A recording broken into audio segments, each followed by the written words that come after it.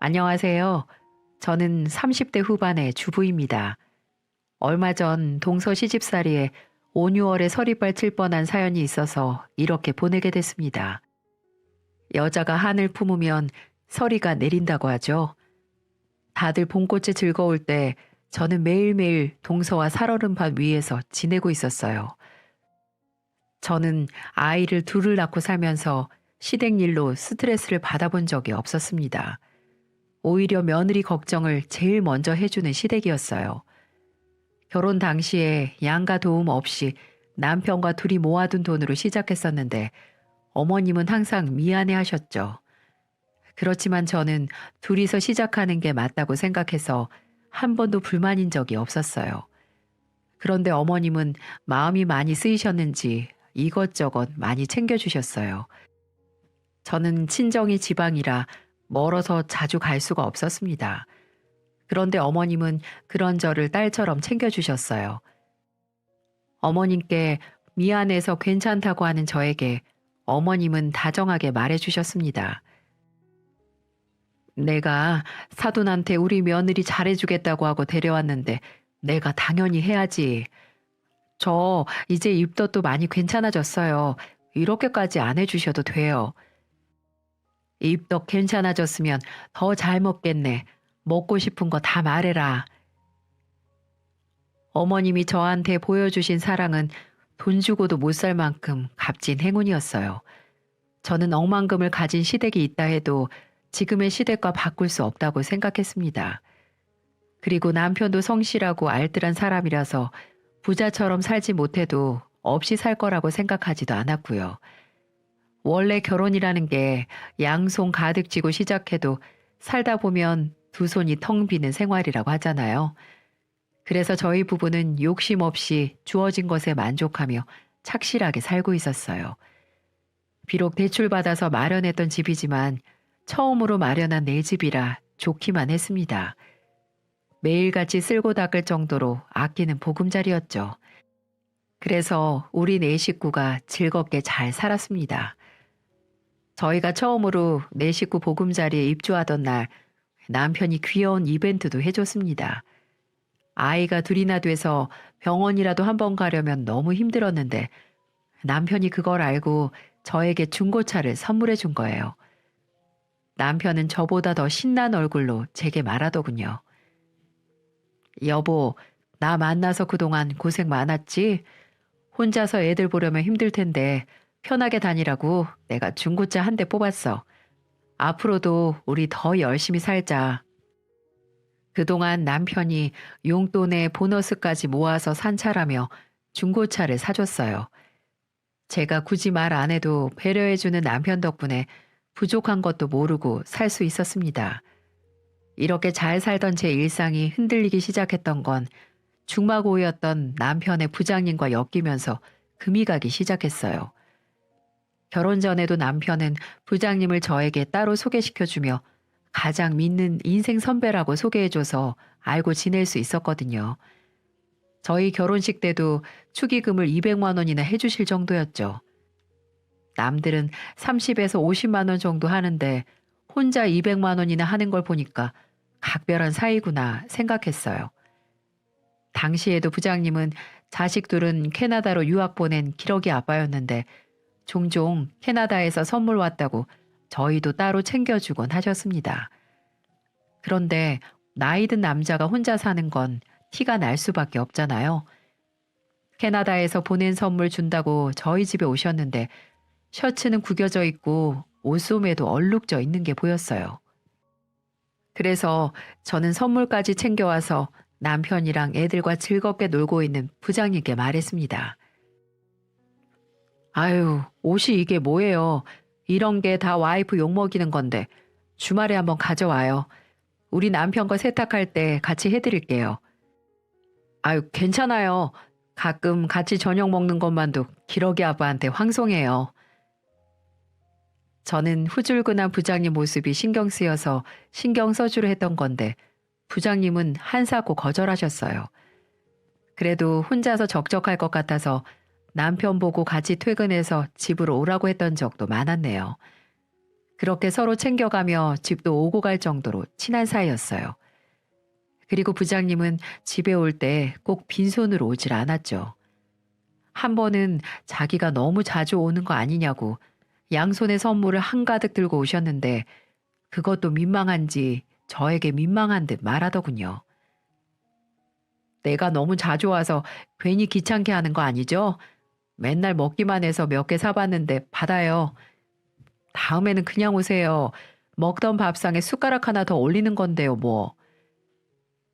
부장님은 그 후에도 초대하면 늘 양손 가득 오셨고 바빠서 아무것도 못 사는 날은 나중에 애들 맛있는 거 사주라며 돈도 챙겨주며 가실 정도로 좋으신 분이었어요. 그래서 부장님이 혼자 계시는 동안 가깝게 잘 지낼 수 있었어요. 부장님은 저희 집에 놀러 오시면 자기 애들도 이럴 때가 있었다고 잘 놀아주셨어요. 애들이 연년생이라 힘들었는데 부장님이 집에 오시는 날은 애들을 잘 봐줘서 저도 너무 편했습니다. 이렇게 자상한 부장님 덕분에 저희 식구들이랑 가족처럼 잘 지낼 수 있었고요. 하지만 너무 팔자가 편해 보였는지 남편이 청천벽력처럼 사고를 쳤더군요.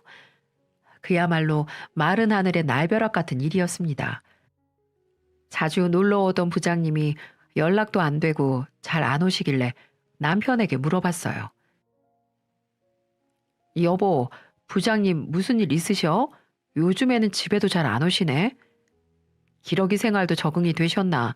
혼자서 잘 지내는 것 같던데? 남편은 제가 묻는 말에 대충 대답을 하고는 말을 돌렸습니다. 늘 부장님 이야기만 나오면 시시콜콜한 얘기까지 하던 남편의 태도가 의아했지만 대수롭지 않게 넘겼죠. 하지만 남편이 애써 숨기려 했던 사고가 터지고 말았어요. 시장을 보고 집에 들어가면서 우편함을 봤는데 남편 앞으로 독촉장이라며 카드사에서 온 고지서가 있었어요. 열어보니까 대출금을 상환하라는 내용이길래 전 보고도 믿을 수가 없었습니다. 집 대출만 생각해도 벌벌 떠는 사람이 무슨 이유로 카드 대출을 받았나 황당하기만 했어요. 떨리는 손으로 내용을 읽어보니까 이 사람이 카드 대출을 3천만 원이나 받아놓고 상환도 못해서 독촉장이 날아온 거였습니다. 아무리 생각해도 상의 없이 이럴 사람이 아닌데 이상하다고 생각했어요. 아무리 급해도 그렇지 카드 대출 이자가 얼만데 이런 짓을 했을까 어안이 벙벙했어요. 혹시 시댁에 일이라도 생겼나 걱정도 됐다가 그래도 한마디 상의도 없이 이렇게 큰 돈을 빌렸다는 게 화가 났습니다. 그날 남편이 집에 오자마자 거실로 불러앉혔어요. 그리고 카드사에서 온 우편물을 펼쳐 보이며 남편에게 말했습니다. 당신 카드사에서 3천만 원이나 뭐 하려고 빌렸어? 시댁에 내가 모르는 일이라도 생겼어?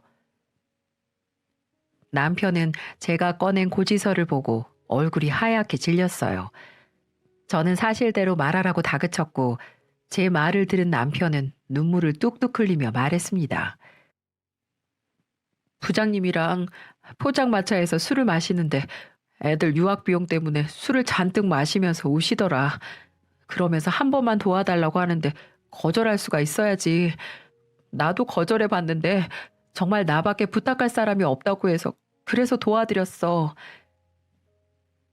자초지종을 들어보니 남편은 부장님의 보증까지 선 상태였고 그것도 모자라 카드 대출 3천까지 빌려줘서 총 7천만 원이나 해준 겁니다.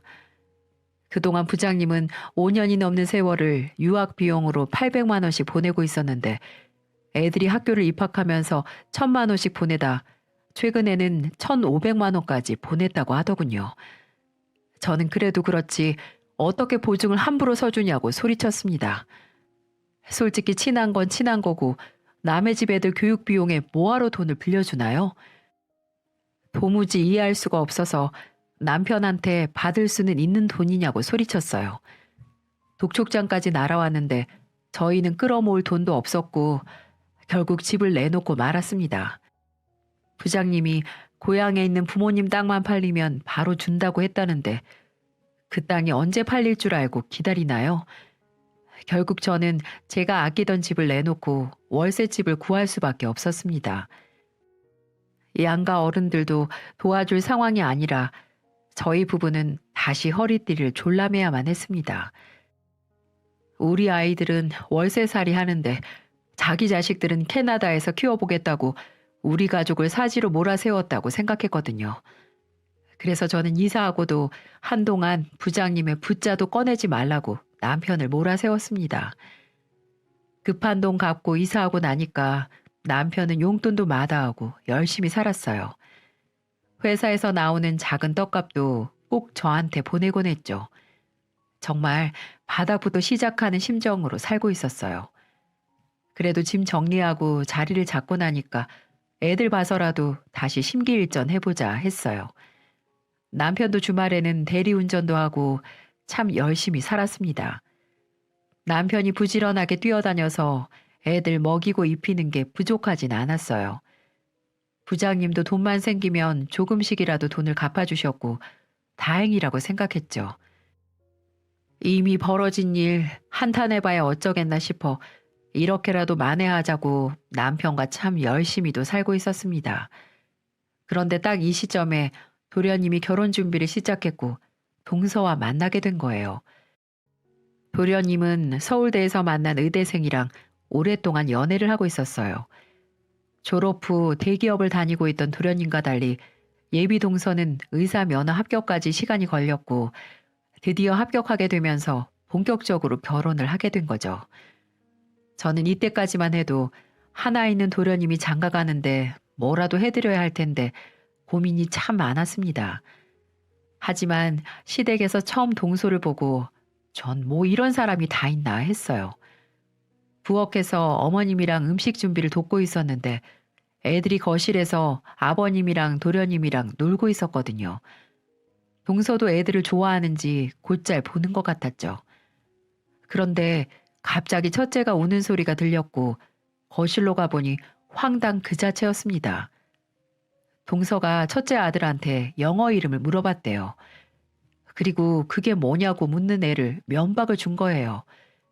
도련님도 그만하라고 말렸는데 동서는 우는 애를 달래는 저를 보고 말하더군요. 요즘 애들 영어 늦으면 안 되는데 형님 아직도 영어 시작을 안 한 거예요? 동서, 그런 문제는 내가 알아서 할게요. 오늘은 인사드리러 온 거잖아요. 어른들이랑 얘기나 잘하세요. 아버님도 당황하셔서 첫째를 데리고 방으로 가셨고 다들 동서를 처음 보는 자리다 보니까 어색하게 상황이 넘어갔어요. 다들 예상치 못한 상황이라 분위기를 수습하려 말을 돌렸고 도련님은 저한테 와서 사과를 하더군요. 형수님, 제가 대신 사과드릴게요. 나쁜 의도로 말한 건 아니에요. 좀 솔직한 사람이라. 의도는 어찌됐든 전 불편했어요. 앞으로 조심해달라고 해주세요. 도련님은 꼭 말하겠다며 가셨고 저는 이때부터 동서가 보통은 아니다 싶었습니다. 왜 그런 사람 있잖아요. 솔직하다면서 자기 할 말 끝까지 다해서 미운 털 콕 박히는 사람. 동서가 딱 그런 사람이었어요. 나쁜 사람이라고 하기에도 애매한 사람이었죠. 동서를 이렇게 생각하게 된 이유는 처음 다 같이 시댁 식구들 모여서 밥을 먹게 된 날 바로 알았어요. 보통 처음 어른들과 식사하는 자리에서는 입맛에 안 맞아도 그냥 먹지 않나요? 어머님 음식이 조금 짠 편이라서 저도 처음 왔을 때 놀라긴 했었어요. 그래도 결혼하고 넌지시 말씀드리니 그랬냐며 웃으셨는데 어머님은 짜게 드시는 편이라 몰랐다고 하셨죠. 그런데 동서는 그날 처음 다 같이 밥 먹는 자리에서 사실 그대로 말해서 깜짝 놀랐습니다. 어머님이 동서에게 음식은 괜찮냐며 물어보니 동서가 어머님께 말하더군요. 어머님, 음식이 전체적으로 너무 짠 것 같아요. 그래? 내가 조절한다고 했는데 간이 센 건가? 아니요, 그냥 너무 짠 것 같아요. 김치도 짜고요. 동서의 말에 아버님은 헛기침을 하셨고 시누이도 어이가 없었는지 동서를 빤히 쳐다보더군요. 도련님은 밥 먹다 말고 당황해서 어머님께 해명을 했어요. 짠 음식이 몸에 안 좋으니까. 그래도 맛은 있어. 난 엄마 요리가 제일 맛있더라. 이렇게 말하면서 동서를 한번 툭 치더군요. 그제야 동서도 건강 생각해서 그랬던 거라고 했지만 제가 봐도 지나치다 싶었습니다. 그런데 이게 끝이 아니었습니다. 밥 잘 먹고 다 같이 거실에 앉아 있었는데 제가 핸드폰을 꺼내느라 가방을 찾고 있었거든요. 그때 제 가방을 본 동서가 눈이 휘둥그레져서 말하는 거예요. 어머, 형님, 그 가방 짝퉁 아니에요? 구찌 로고가 뒤집어져 있어요. 짝퉁 중에서도 완전 싼티 나는 것 같네요. 저는 동서의 말에 얼굴이 화끈거렸어요. 동서는 자기 가방을 들어보이며 계속해서 저를 보며 말했습니다. 괜히 돈 아낀다고 짝퉁 사는 것보다 차라리 좀 비싸더라도 처음부터 제대로 된 명품 사는 게 더 경제적이에요. 저 이 샤넬 가방 3년 전에 샀는데 아직도 쓰거든요. 형님도 짝퉁 쓰지 말고 제대로 된 거 사세요. 동서 말이 끝나자 서방님은 동서한테 왜 그러냐며 끌고 나가려고 했고 저는 아무렇지 않게 동서에게 말했습니다. 가방 좋은 거 든다고 사람이 명품 되나? 샤넬 가방만 입고 동서는 통 눈치가 없네. 생각난다고 다 말하지 말고 말 좀 가려서 해. 동서는 인사 온 첫날부터 강한 인상을 남겼고 도련님은 뭐가 그렇게 좋은지 결혼 준비에 신이 난 것 같았어요. 게다가 동서가 혼전 임신을 한 상태라 도련님은 더욱 결혼을 서두르기도 했습니다. 그런데 전 도련님 결혼식 당일에 참석했다가 눈이 뒤집힐 뻔했어요. 남편이 안 말렸으면 진짜로 엎었을지도 몰라요. 제가 이렇게 흥분하게 된 건 바로 동서 때문이었어요. 축의금을 내고서 신부 대기실을 갔는데 첫째가 동서를 보며 공주님이라며 신나하더군요. 아무래도 드레스 입은 모습이 동화책에서 본 듯 했었나 봐요. 둘째는 남편이 안고 첫째는 저랑 손을 잡고 있었는데 동서가 저를 보며 말하는 거예요. 형님, 첫째가 손가락질 하면서 말하는데 안 말리세요? 손가락질이라니 애가 그러는 건데 뭐. 너무 애들 막 키우신다. 3살 버릇 평생 간다는데 지금부터 시작하세요. 동서, 우리 애가 손으로 그런 거 기분 나빴으면 사과할게. 근데 동서가 자꾸 그렇게 말하는 거 나도 불쾌해. 첫째가 3살인데 3살짜리 애가 손가락으로 말했다고 기분이 나쁘다는 겁니다. 기분이야 나쁠 수도 있는데 꼭 말끝마다 교육 어쩌고 하는 게 정말 듣기 싫었어요. 그랬더니 동서가 억울하다는 듯이 말하는 거예요. 제가 서울대를 나와서 알아요. 제 동기들 어릴 때부터 다 조기 교육받고 큰 애들이라서 알려드리는 거예요. 참 기가 막혀서 한마디 더 하고 싶었는데 손님들이 들어오는 바람에 그대로 나와야 했는데 화가 나서 그대로 집에 가고 싶었습니다. 남편이 결혼식 날이라 참자고 달래서 겨우 참았네요. 누가 보면 애라도 여러 키워본 사람인 줄 알겠더라니까요. 그날 축의금도 도련님 결혼식이라 100만 원이나 했는데 밥도 안 먹고 애들이랑 같이 외식했어요. 그런데 동서는 제가 했던 말들을 귓등으로도 안 들었는지 어째 신혼여행 다녀와서 상태가 더 심각해져서 왔습니다. 서방님은 저랑 동서 사이에 있던 일이 신경 쓰였는지 신혼여행 다녀와서 시댁에 갔다가 저희 집으로 왔었어요. 이제 결혼도 했고 잘 지내고 싶어서 온 것 같았죠. 저도 앞으로 계속 마주쳐야 하는데 얼굴 붉힐 수도 없으니까 오라고 했어요. 하지만 이날 저는 집에 여우를 들인 격이었습니다. 동서랑 서방님이 도착해서 거실에 있었고 저는 두 사람이 가져온 과일을 내왔어요. 도련님은 저희가 이사한 집에 처음 와본다며 둘러보면서 말하더군요. 그러자 동서가 저를 보며 말했습니다. 형님, 여기 이사 오신 거예요? 여기 되게 구축 아파트잖아요. 애들도 어린데 좋은 아파트로 가시지. 왜 여기로 오셨어요? 아파트가 구축이라 그런가 주차하기도 너무 힘들었어요. 주차칸이 어찌나 좁아 터졌는지 벤츠는 주차도 못한다니까요. 형님은 차 못 끌고 다니세요? 외제차가 주차하기 힘든 줄은 몰랐네. 우리는 국산차라 몰랐지. 이렇게 말하자 동서는 비웃더니 저에게도 되지도 않는 훈계질을 하더군요. 형님, 요즘 애들 아파트 브랜드도 알고 차 마크도 다 알아요. 애들 나중에 왕따 당하는 걸 보기 싫으면 얼른 차부터 바꾸세요. 그리고 왜 그 나이에 월세를 살고 있어요? 정말 눈치는 어디 밥 말아먹고 왔는지 꼬치꼬치 캐묻는 통에 기분이 정말 나빴어요. 서방님은 안절부절하면서 동서를 말렸는데 동서는 뭐가 그렇게 궁금한지 알고 가야겠다는 표정이었습니다. 저는 과일을 탁자에 내려놓으며 동서에게 말했어요. 사정이 있어서 잠깐 월세 살려고 온 거야. 애들 좀 더 크면 우리도 집 다시 사려고 알아보고 있어.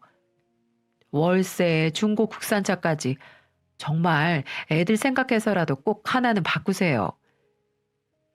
동서는 정말로 걱정을 하는 건지 비꼬는 건지 해맑은 표정으로 말하더군요. 대체 저 머릿속에는 뭐가 들었는지 하는 말마다 가시 있는 말을 하는데 일부러 저러나 싶었습니다.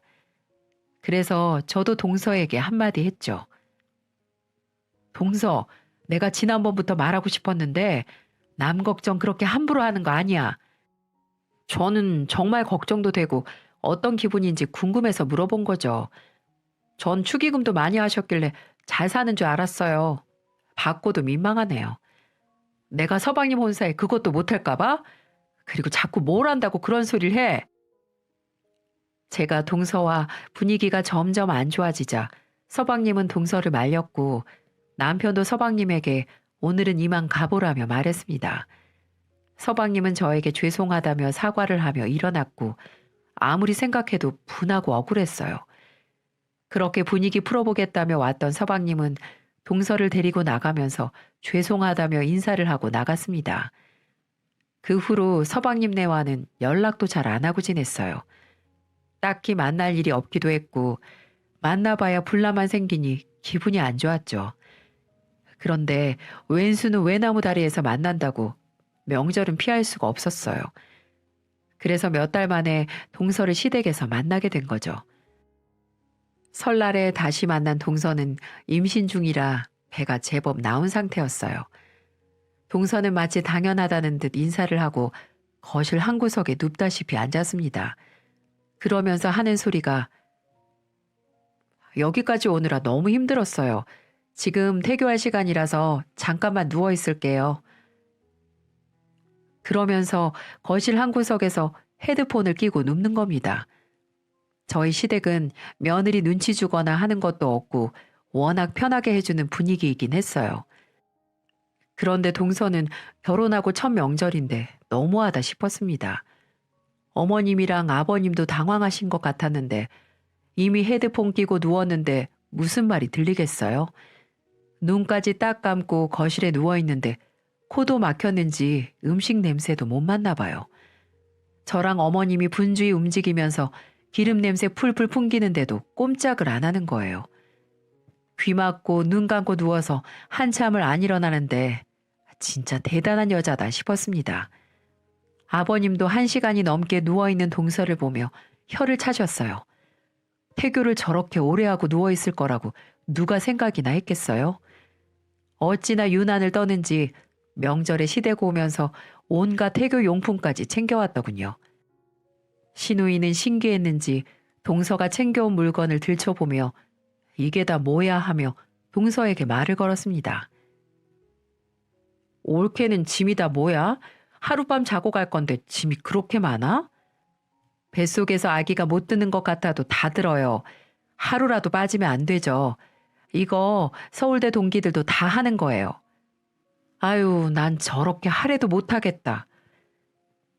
시누이는 동서 말을 듣더니 손사래를 치며 우리 애들 저런 거 안 듣고도 잘만 컸다고 장난스레 말을 했습니다. 그 말을 들은 저도 웃음이 나더라고요. 육아는 각자 알아서 할 일이라 그럴 수도 있다 싶긴 했어요. 그때 어머님은 옆에 있던 저에게 귓속말로 말하셨습니다.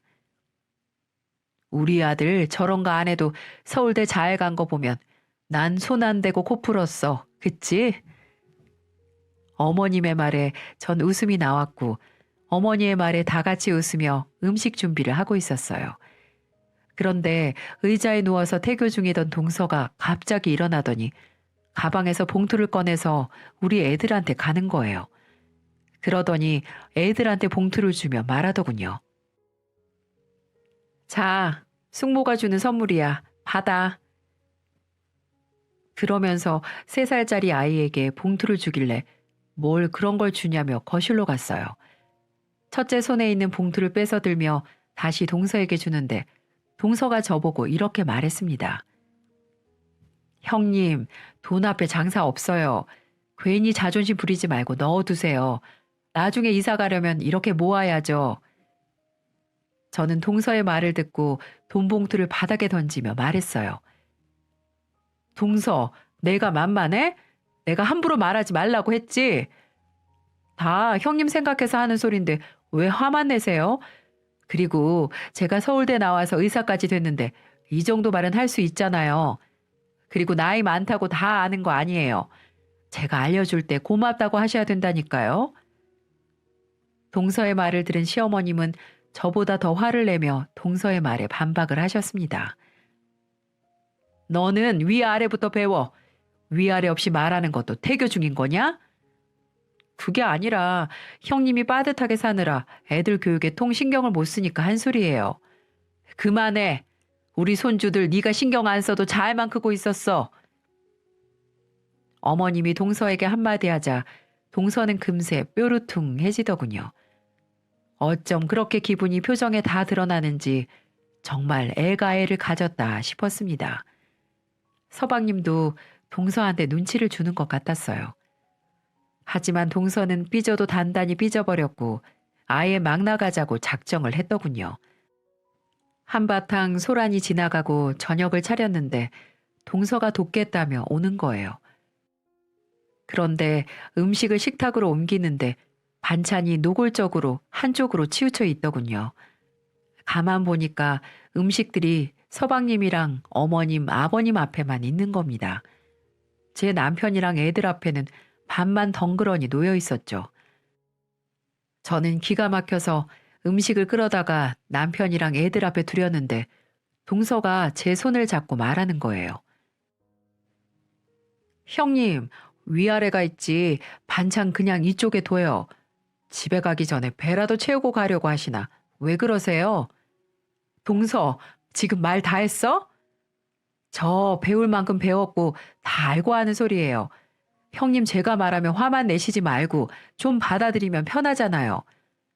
그래, 배울 만큼 배웠으면 명절 다 챙기고 가. 태교로 전도 붙이고 음식도 다 하고 해.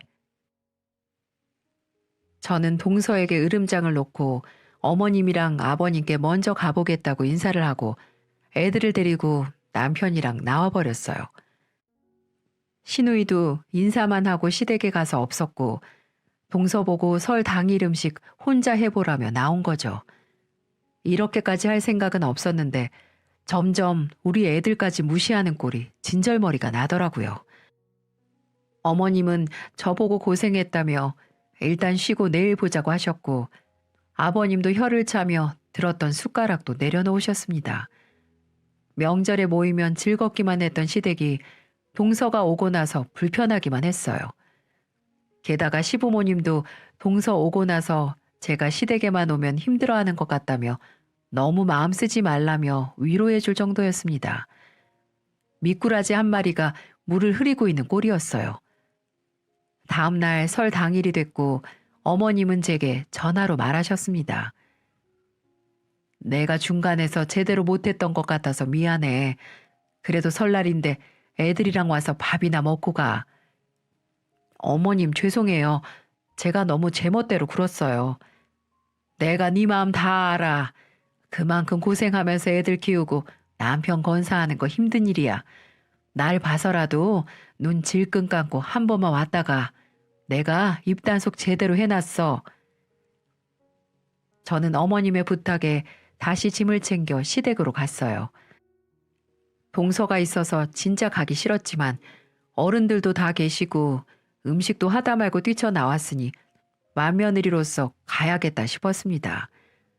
그리고 시댁에 도착했는데 동서가 앞치마 곱게 차려입고 저에게 인사를 하는 거예요. 만삭의 몸으로 고생했을 생각하면 좀 미안하긴 했지만 그래도 속은 시원하더라고요. 저는 어머님께 더 도울 일이 없냐며 물어보면서 주방으로 갔습니다. 어머님은 할 거 없다며 거실에 애들이랑 있으라고 하더군요. 첫째가 거실에서 아버님과 놀고 있었고 오랜만에 둘째도 시댁에서 서방님과 재밌게 놀았어요. 어머님은 동서에게 상은 준비가 다 됐으니까 수저랑 젓가락만 제대로 놓으라고 말하고는 거실로 오셨습니다. 잠깐 안부 물으며 어머님과 있었는데 동서가 식사하라며 부르더군요. 그런데 전 밥상을 보자마자 소리를 지르고 나와버렸습니다. 글쎄 저랑 남편이 애들이랑 앉으니까 동서가 숟가락이랑 젓가락을 가지고 왔는데 일회용품을 주는 게 아니겠어요? 제가 뭐 하는 거냐고 소리를 지르자 동서는 저를 보고 당당하게 말하더군요. 형님이랑 같은 숟가락 쓰기 싫어서요. 저는 못 배운 사람은 이해해도 배울 자세가 안 된 사람은 이해를 못 하겠어요. 저 만삭인데도 어제부터 지금까지 일했잖아요. 이렇게 배우려고 했어야죠. 이게 저희 가족한테 일회용 숟가락 젓가락을 준 이유라는 게 이해가 가시나요? 저는 동서의 말에 격분해서 말했습니다.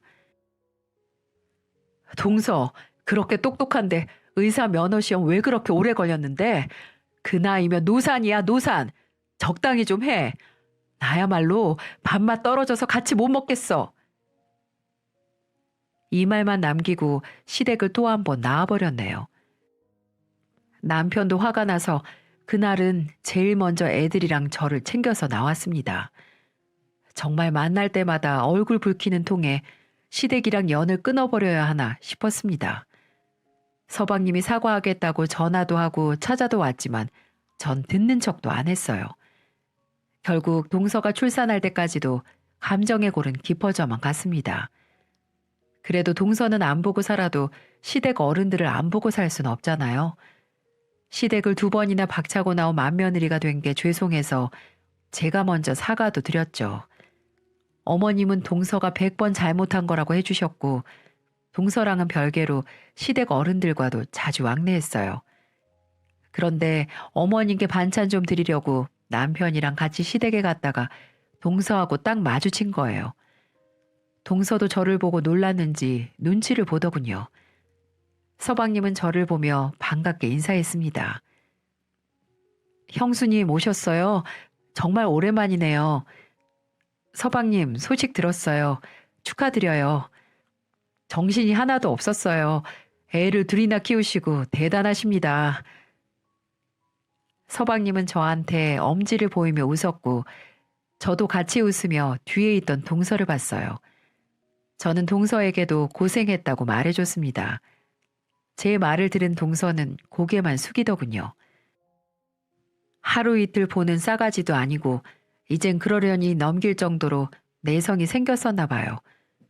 동서가 아이를 데리고 거실로 갔고 저랑 남편도 거실에 앉아 서방님 얘기도 보며 이야기꽃을 피웠습니다.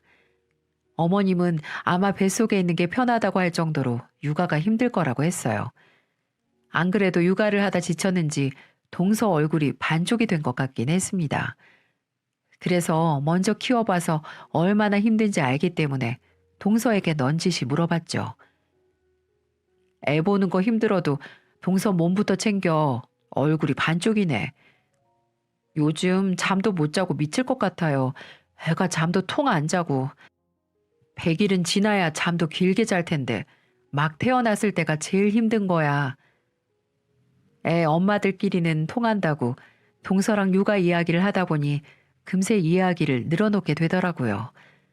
동서도 그간 너무 힘들었다며 어머님이랑 저한테 하소연하듯이 늘어났죠. 그래서 애 보는 게 마음처럼 쉽지 않다고 얘기하는데 갑자기 동서가 저에게 말하더군요. 형님은 지금이 더 힘들지 않아요? 내가?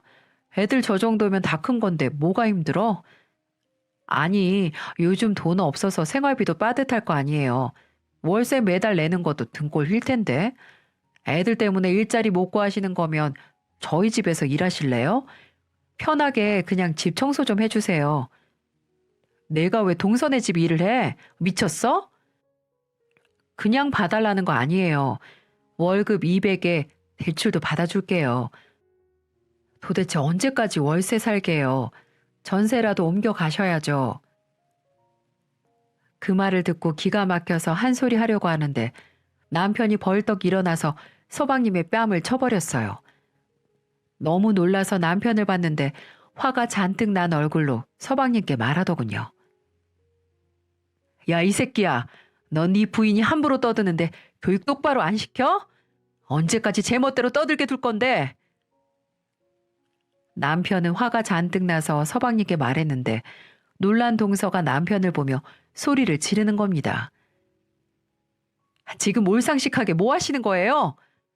동서, 말 조심해. 동서 때문에 벌어진 일이잖아. 저도 동서에게 소리를 쳤는데 어머님이 자리에서 일어나더니 서방님의 뒤통수를 치시는 거예요. 내가 자식 서울대 보낸 엄마야. 나도 내 새끼 잘못하면 이렇게 키웠어. 너, 네 새끼 서울대 보내고 싶고 제대로 키우고 싶으면 나한테 한 수 배워. 어머님의 말에 동서는 어리 나간 듯 했어요. 서방님은 졸지에 고래 싸움에 새우등이 터진 셈이었습니다. 서방님은 동서에게 말했어요. 당신, 형수님이랑 우리 형한테 사과해. 당신이 잘못한 거야. 그리고 앞으로 우리 애기 100일 되기 전까지 여기서 지내.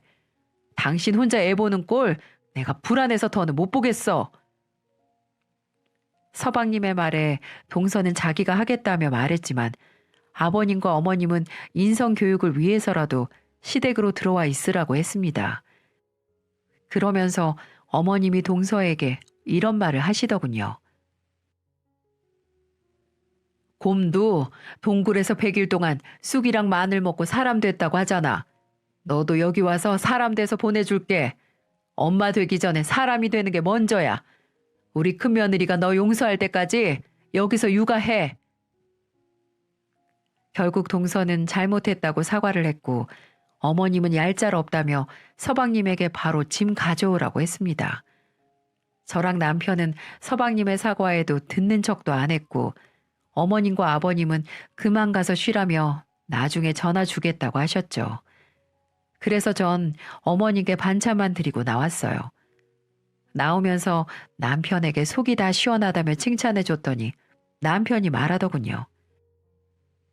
당신이 나 때문에 죄 없이 당하는데 내가 참을 수가 있어야지. 내가 곰탱이 남편 데리고 사는 줄 알았는데 이럴 땐 또 든든하네. 남편이 사고 친 이후로 믿기만 했었는데 그날은 훤칠하고 잘나 보이기까지 하더라고요. 그날 저는 2다리 쭉 뻗고 잤습니다. 얼마 만에 근심 걱정 없던 밤이었는지 아주 단잠을 잤던 것 같았어요. 그런데 소갈이 하던 일이 또 하나 풀리는 일이 있었답니다. 바로 남편의 중마고 부장님이 드디어 돈을 다 갚으신 거예요. 그동안 조금씩 보내던 돈은 이자라고 생각하라며 저희 부부에게 7천만 원을 그대로 보내셨습니다. 그러면서 제게 전화를 직접 주셔서 진심을 담은 말도 해주셨어요. 내가 동생한테 못할 짓을 했어요. 그동안 나 때문에 많이 힘들었을 텐데 살다 힘든 일 있으면 내가 제일 먼저 도와줄게요. 부장님은 이제 애들 유학 비용도 형편에 맞게 하기로 했다면서 캐나다에 있는 아내랑도 이야기를 다 했다고 하더군요. 알고 보니 부장님은 본인 부모님에게 손을 벌린 걸로 보였습니다. 저는 부장님께서 노력해 주신 덕에 바로 전세로 옮길 수 있었어요. 그리고 다시 남편과 쓸고 닦고 난리가 났었습니다. 그래도 월세 살 때보다는 확실히 여유가 생겨서 저금도 하나 생기니까 너무 좋았어요. 다시 저금도 하고 예전처럼 남편이랑 미래도 그리면서 잘 살고 있었습니다. 아, 그리고 얼마 전에 캐나다에 있던 부장님 와이프가 사과의 의미로 저에게 명품백도 선물로 보내주신 거 있죠? 명품 욕심은 없었는데 공짜로 생기니까 좋긴 하더라고요. 제가 이렇게 형편이 좋아지는 동안 동서는 어떻게 지냈는 줄 아세요? 어머니께 육아 스킬 전수받느라 머리가 터지는 것 같았습니다. 가끔 놀려주려고 시댁 가보면 분유 타느라 정신 없는 것 같은데 어머님은 실수할 때마다 면박을 주더라고요. 어머님이 글쎄 동서에게 뭐라고 했냐면요. 아니 서울대 나온 애가 분유 물 온도도 잘 모르고 그렇게 젖병 흔들면 분유가 안 녹는다니까. 에휴, 몇 번을 말해 혼자 할 수 있을까 원. 어머님은 동서가 하는 것마다 못마땅한 시선으로 말하더군요. 시아버님도 애 운다며 얼른 달래야 한다고 성화였고 동서는 그야말로 혼이 나간 사람 같았어요. 머리만 좋으면 뭐하냐? 지 자식 하나도 제대로 못 키우는 주제에. 네, 아버님, 어머님 죄송합니다. 제가 더 노력을 해볼게요. 너무 웃기지 않으신가요? 그렇게 콧대 높은 동서는 기가 팍팍 죽어 있었습니다. 언제 한 번은 저를 따로 부르더니 자기 좀 살려달라고 애원을 하는데 그러게 처음부터 잘하면 얼마나 좋았겠습니까? 그랬으면 저 모양으로 살지도 않았겠죠. 어머님은 말도 못할 정도로 동서 군기를 꽉 잡고 있었어요. 한편으로는 어머님은 애를 봐주는 게 아니라 동서를 보며 동서를 키우는 것 같았습니다. 그래서인지 동서는 애 키우는 일에 훈수 두지도 않고 말을 막 하는 이상한 버릇도 사라졌어요. 입 잘못 놀리면 어머님이랑 아버님이 한 소리씩 하시니까 고쳐질 수밖에 없겠다 싶었습니다. 시댁에서 어머님 아버님이 사람 하나 만들고 있다고 생각했어요. 3살 버릇 80까지 간다는 말이 있는데 동서도 초보 엄마답게 더 좋은 환경에서 잘 배우면 달라질 거라고 생각합니다. 애들 잘 키우는 것도 좋지만 부모가 먼저 잘못된 버릇이 있나 살펴야 하는 것 같아요. 부모가 잘못된 인성으로 애들 가르치면 제 아무리 좋은 걸 보여줘도 소용없는 일이라는 생각도 들었습니다. 육아가 누구나 할 수 있는 것 같아도 잘하는 게 어려운 일이잖아요. 누가 애들 막 키우고 싶어서 막 키우겠습니까? 애들 아무리 잘 키운다고 해도 엇나가는 일이 있을 텐데 그럴 때는 부모가 제대로 개념 잡고 올곧게 있어야 애들도 부모를 보고 하나라도 더 잘 배울 수 있는 거죠. 동서랑 제대로 맞붙고 나니까 저도 이제는 좀 봄이 온 걸 느끼고 있습니다. 가족들과 이 봄을 즐길 수 있게 돼서 저는 너무 행복하네요. 잠깐 힘들었던 시기도 있었지만 그래도 평범한 일상의 소중함도 알 수 있던 기회였다고 생각합니다. 여러분들도 소소한 일상 속에서 행복을 만끽하며 지내셨으면 좋겠어요. 제 긴 사연 들어주셔서 감사합니다. 앞으로도 즐거운 일상만 가득하길 바랄게요.